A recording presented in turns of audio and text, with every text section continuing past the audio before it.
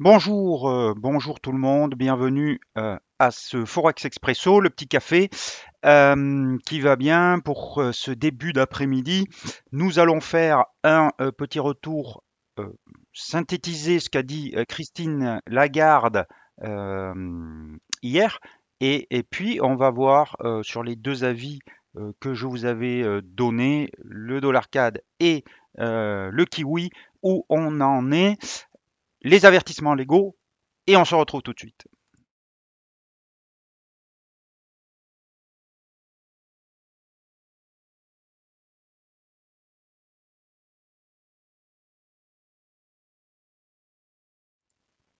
Voilà.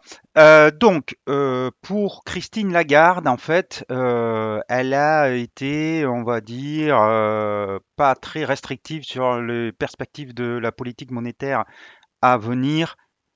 Je m'en doutais un peu. Je vous avais dit hier que toutes les banques centrales, les unes après les autres, reportent un petit peu leur début de tapering ou en tout cas temporisent, et ça entraîne souvent une baisse de la monnaie. Ça a été le cas pour le dollar avec les chiffres américains, ça a été le cas pour la devise australienne, le dollar australien après la réunion mardi de la Banque centrale d'Australie. Même chose pour le dollar canadien. Donc Christine Lagarde, qu'est-ce que nous a dit? Elle nous a dit que oui, on va commencer à faire un tapering, et mais sans préciser le montant. Donc un très léger tapering, on va dire. Pourquoi? Parce que les banques centrales sont prises entre deux feux. Elles ont un, l'inflation qui monte, ce qui les oblige à resserrer leur politique monétaire. Deux, elles ont des chiffres économiques qui commencent à s'essouffler, et donc elles ne veulent pas écraser la croissance dans l'œuf. Donc pris entre deux feux, ça ne veut pas dire qu'il n'y aura pas de réduction des programmes d'achat d'actifs. Je pense qu'ils auront lieu, mais plutôt maintenant en fin d'année, novembre, décembre, plutôt qu'avant, comme avaient un petit peu anticipé les marchés. C'est pour ça d'ailleurs que ces devises-là ont baissé suite aux déclarations des différentes banques centrales. Nous allons voir tout de suite le dollar. Alors, le dollar, vous voyez que il est dans une phase un petit peu neutre. Depuis le début de la semaine. On est venu s'approcher d'un support à 91,77, au-dessus de la moyenne mobile à 200 périodes. On a fait un creux ici sur 92 quasiment, et on a eu un rebond. Et on pensait que le dollar allait monter. Pas du tout. Hier, et aujourd'hui, on assiste à nouveau une faiblesse, une fragilité du billet vert. La semaine prochaine, il y aura la Banque centrale américaine, la Federal Reserve, qui va se réunir le 20 et le 21 septembre. On aura l'occasion d'en reparler, et sur le dollar, on risque d'être assez attentiste jusque-là, ou en tout cas, ce sont plutôt les marchés actions et le sentiment des investisseurs qui vont un petit peu euh, conduire les mouvements sur le dollar. Donc, pour l'instant, plutôt neutre. Vous voyez, on est bloqué entre ce support et les moyennes mobiles à 13 et 34 périodes qui ne se retournent pas à la hausse. Donc, pas grand-chose à voir là-dessus. On va aller voir tout de suite les deux avis que j'avais donnés hier, avec un, le dollar, le loonie, donc les mauvaises nouvelles d'abord, et le dollar, le loonie, donc c'est le dollar contre le dollar canadien, hein, sur les marchés. Donc, j'avais dit qu'on était sur un trend haussier. On l'est toujours, bien qu'on soit revenu sur la moyenne mobile ce matin à 34 périodes et qu'on ait une séance assez baissière aujourd'hui. Mais hier, j'avais dit donc, j'avais émis un avis long, et j'avais dit que le point d'invalidation se situait sur, que je dise pas de bêtises, 1,2645. Et donc, on a été stoppé, si vous avez suivi mon avis. Un 26,45 hier, ça devait être par ici. Voilà, c'est ça. Ici. Donc vous avez été stoppé ici. Donc, ce n'est pas grave, ça fait partie du trading. Les traders professionnels le savent très bien. Ils ne paniquent pas quand ils voient une des positions de leur position stoppée. Pourquoi? Parce que ça fait partie du plan de trading. Et ils savent très bien, on sait très bien, et quand j'étais en banque, on le savait très bien que on ne gagne pas à tous les coups, loin de là. Un trader professionnel, ils ont entre 40 et 50% de réussite. Comment ils arrivent à gagner de l'argent? C'est par rapport à la gestion des stop loss et le money management. Donc si vous n'êtes pas au fait sur ces principes-là, il va falloir absolument vous former. Donc, pas de problème. On a été stoppé, on a enregistré une perte, mais je vous rappelle que cette semaine, il y a eu des gains sur le câble et sur l'euro-dollar avec les avis que j'avais émis et même un tout petit gain sur l'Australie, l'AUSSI. Euh, voilà donc pour ce trade, il est stoppé. Est-ce qu'on reprend position? Non, le trend est toujours haussier sur l'horizon de temps supérieur. On est là, effectivement, sur l'horizon de temps inférieur, le 1 heure sur une baisse. On n'a pas de retournement, on n'a pas velléité à se positionner à la hausse. Il est 14h26 pour information, dans 4 minutes, il y a le chiffre du chômage au Canada, donc méfiance. Peut-être qu'on refera un petit tour là-dessus tout à l'heure. La deuxième position que je vous avais émise hier, c'était le kiwi. Alors là, ça va, c'est beaucoup mieux, puisque normalement, euh, voilà, j'avais émis un avis positif sur le kiwi que je maintiens. Il était sur 0,7120, donc à peu près par ici. Attendez, 21,20. Voilà, ici, ah bah oui, je l'ai souligné. Donc au-dessus de 0,61, 0,6, 71, 0,6, j'avais dit que j'étais positif. Et donc aujourd'hui, on est à 0,7152 actuellement. Est-ce qu'il faut, la question c'est, est-ce qu'il faut sortir, prendre ses gains? Il y a 30 pips à gagner, c'est pas mal. euh, Avant le week-end. Alors, c'est une question qui peut se débattre. Vous avez plusieurs choses. D'abord, le stop loss, lui, il se maintient à, hier j'avais dit à 0,7080. Donc, vous pouvez, on va passer sur l'horizon de temps inférieur, hein, euh, voilà. Donc 0,7180, c'était ici, hop, voilà, dessous. Donc on l'a pas depuis hier, on l'a pas touché. Euh, Puisque la séance d'hier a commencé ici et l'avis positif était sur ces niveaux-là, ici. Donc,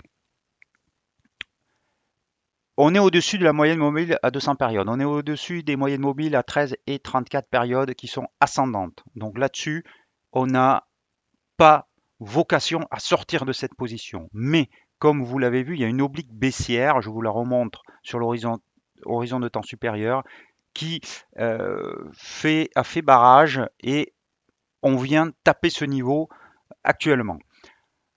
Si la clôture ce soir est sur ces niveaux, ou voire au-dessus de l'oblique baissière, c'est quand même très positif parce qu'on a une longue séance haussière, donc la force des acheteurs, et on ne trouve pas pour l'instant de vendeurs, ou en tout cas pas suffisamment pour retourner les cours. Donc ça, tout ça c'est positif, et euh, ça plaide pour garder la position.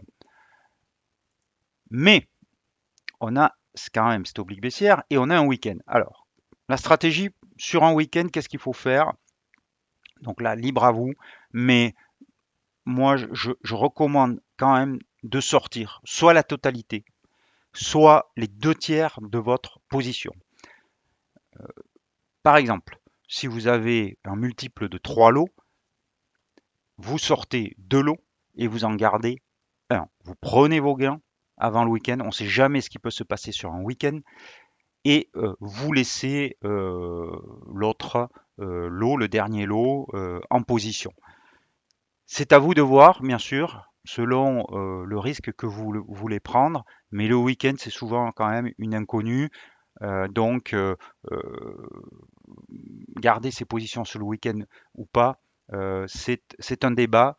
Euh, pour information, quand vous êtes en banque, on vous oblige souvent, on oblige souvent les traders professionnels à sortir plus de la moitié quand même des positions. Bon, voilà. Donc, ce que vous pouvez faire, sinon, c'est placer un stop loss sous la moyenne mobile à 13 périodes pour, de façon très conservatrice, garder vos gains. À vous de voir. Moi, je vous ai dit ce que je ferai. Je sortirai 2 tiers et je garderai un tiers sur le week-end. Sur l'euro-dollar, alors, donc on va bien voir que hier, ben, il ne s'est pas passé grand-chose suite à la BCE, ou disons que, alors ça c'est la séance d'hier ici, vous voyez, on va sortir cette oblique baissière qui n'a plus lieu d'être. Donc, entre 1,1910, 1,1909 pour être précis, et 1,18, 1,1805, on est sur une consolidation horizontale. On peut revenir, on a un léger biais haussier au-dessus de 1,1805, vraiment très léger. Donc ceux qui veulent vraiment trader, c'est plutôt à l'achat au-dessus de 1,1805 avec un objectif à 1,1909. Si on casse par contre 1,1805 en clôture, une heure par exemple, on va passer sur l'horizon de temps inférieur. Voilà, ici 1,1805, on sera sur un trend baissier et on changera notre avis, notre position et on ira sur des ventes. Voilà, mais pour l'instant, ça ne donne pas grand-chose, il y a peu de volatilité et le mieux peut-être à la veille du week-end, c'est de ne rien faire. L'euro-yen, on va aller voir les autres paires de devises en euros. Hop, ici, voilà. L'euro-yen, on a une résistance dont je vous ai parlé toute la semaine à 130,60 qu'on n'a pas réussi à dépasser. Ça a entraîné des prises de bénéfices, des ventes. On revient actuellement sur un ratio Fibonacci de 50%. Donc, entre 129,60 et 130,60, il y a 100 pips. On ne fait rien là non plus. On est un petit peu dans la même configuration que sur l'euro-dollar. L'euro livre. Alors, l'euro-livre, euh, il a fait un rebond sur 0,8450 et il est revenu sur sa moyenne mobile descendante, baissière à 200 périodes. Et vous voyez que à l'approche du contact de cette moyenne mobile, on a des ventes qui se sont matérialisées. Donc, difficile d'acheter l'euro sterling. Là aussi, il vaut mieux rester en dehors pour l'instant. Vous auriez pu prendre une position, par exemple, vous voyez, sur la cassure des 0,8560. Ça aurait été très pertinent, puisque c'était un support. Comme je vous l'ai dit, la moyenne mobile à 200 périodes sur l'horizon de temps supérieur a entraîné des ventes. Donc là, on aurait pu se positionner à la baisse. Personnellement, je ne l'ai pas vu. Mais ceux qui l'ont vu euh, ont pu prendre une position vendeuse. Si c'est le cas, vous pouvez viser l'objectif que je vous ai donné de 0,8450 ou mettre un stop loss au-dessus de la moyenne mobile à 13 périodes. Ça serait très pertinent. L'euro AUD, là on est coincé entre le support à 1,59 et les deux moyennes mobiles, 13 et 34 périodes, qui sont baissières. D'ailleurs, ça a entraîné une baisse. On risque de revenir sur 1,5902. Voilà. vous pouvez voir que si on clôturait sous ce niveau, sous ce support, ici, pour être précis, à 1,5977, peut-être vous pourriez prendre une position baissière, mais encore une fois, le vendredi après-midi, c'est pas tellement la meilleure période pour s'engager sur des trades avant le week-end, hein. Mais bon, ceux qui veulent absolument faire quelque chose, si vous avez une clôture en dessous, donc des 1,5977, vous pouvez peut-être jouer une baisse jusqu'au support 1,5902. Certainement qu'il faudra laisser votre position sur le week-end pour y arriver, avec un stop loss au-dessus de la bougie, par exemple, qui va casser ce support. Sur les paires, puisqu'on parle, on est en Australie, donc on va rester avec le dollar australien. Ici, on a, comme on l'a vu cette semaine, hein, on a une oblique baissière qui est qui a empêché, qui a capé la progression des cours. On a eu cette baisse. Doji hier d'hésitation, donc souvent de retournement. On l'a aujourd'hui, le retournement. On risque de retester cette oblique baissière puisque les moyennes mobiles à 13 et 34 périodes n'ont pas été cassées. On pourrait donc avoir un nouveau test de cette oblique. On attendra là aussi la semaine prochaine pour lundi pour voir si c'est le cas et se positionner dessus. Les autres paires de devises, on va aller voir. On est sur un jour, voilà. Sur l'australienne, donc l'australienne, pas grand-chose à faire. Vous voyez, on est sous la moyenne mobile à 200 périodes et au-dessus des moyennes mobiles à 13 et 34 périodes, donc dans une zone un petit peu neutre. La livre, la livre qui remonte. Alors, on va aller voir le câble d'abord parce que le câble, il nous a fait un faux break baissier ici. Je vais le matérialiser. Voilà, ici avec ce marteau donc on a bien cassé, on avait une séance baissière et les acheteurs ont repris le dessus et du coup l'oblique a été baissière a été réintégrée, donc on a un faux break là-dessus. Euh, donc euh, méfiance. Est-ce que les vendeurs vont revenir sur le niveau qu'on est en train de tester, 1,3892, 1,3892? C'est possible. On a la moyenne mobile à 200 périodes et cette résistance. Donc, on va attendre de voir si on a une clôture au-dessus de ce niveau 1,3892, donc à surveiller.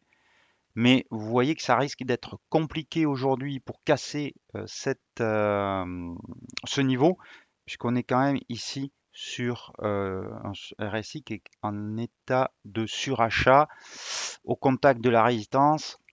Difficile, difficile de se positionner encore à la hausse. En tout cas, il vaut mieux attendre la clôture au-dessus de ce niveau.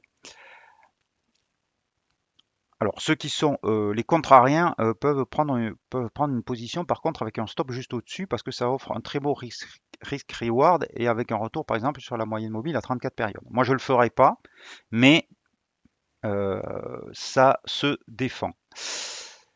Et enfin, on va aller voir le franc suisse, parce qu'il s'est passé des choses sur le franc suisse, notamment sur l'euro suisse. Alors, j'en ai parlé dans mon morning meeting ce matin. On a eu ici un avalement baissier qui a englobé 4 séances. Donc, séance très négative, baissière, un quasi Marubozu, donc un signal de faiblesse. J'ai dit ce matin dans mon morning meeting, ce que vous pouvez trouver sur DailyFX, que il faudra casser, hop, le plus bas d'hier à 1,0835 pour voir la baisse se prolonger vers la moyenne mobile à 34 périodes. C'est pas le cas pour l'instant, donc wait and see là-dessus encore. Voilà, vous voyez 1,0835 ici ce support et donc la baisse reprendrait. On est dans une accalmie si on avait une cassure ici. À voir jusqu'à où ce rebond actuel se prolonge. Il serait peut-être bon de le vendre si il montrait pas trop de vigueur. Le dollar suisse,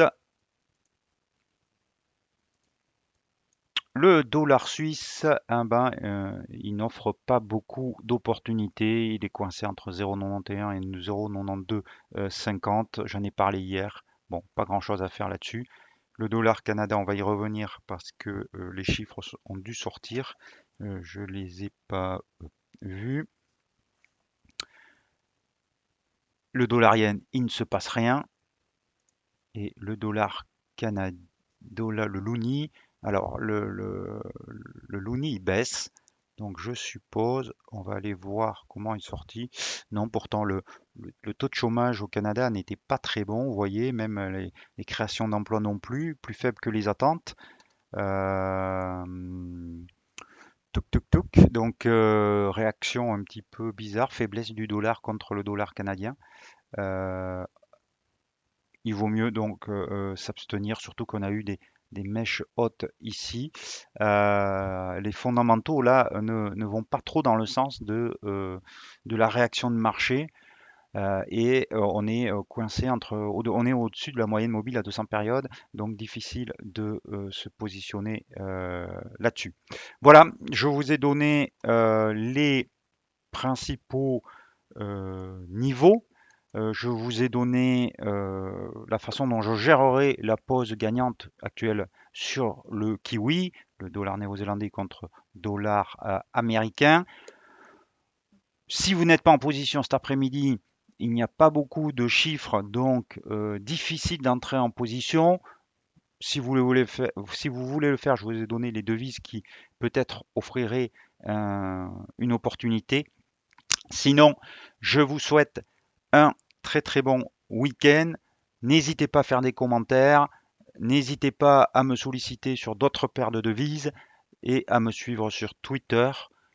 Très bon week-end encore une fois et je vous retrouve avec plaisir lundi. Bon trade et n'oubliez pas vos stop loss. Bon après-midi, bon week-end.